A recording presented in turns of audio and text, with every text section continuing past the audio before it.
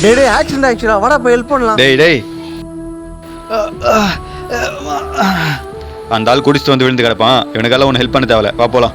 டேய் தெரியாம பேசாதடா, ஒருவேளை கேராகி மயக்கம் போட்டு கூட ஊந்துருக்கலாம்ல. டேய் அவனை ஆளை பார்த்தாலே தெரியல, ரவுடி மாதிரி இருக்கான். குடிச்சிட்டு மேல எப்படி விழுந்திருப்பான். போடா.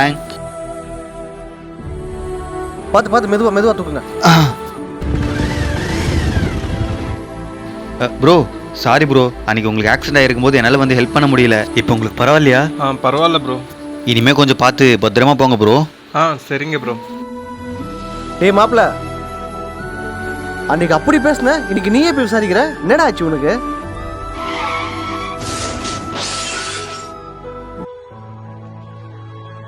ஒன்றும் இல்லை மாப்பிள்ள, ஒருத்தவங்க ஒரு விஷயத்த பண்ணுறாங்கன்னா அவங்க அதை ஏன் பண்ணுறாங்க, எதுக்காக பண்ணுறாங்கன்னு அவங்கள பற்றி நம்ம முழுசாக தெரிஞ்சுக்காமே அவங்கள நம்ம திட்டிடுறோம், அடிச்சிடுறோம், ஏன் அவங்க மனசு கஷ்டப்படுற மாதிரி கூட பேசிடுறோம்.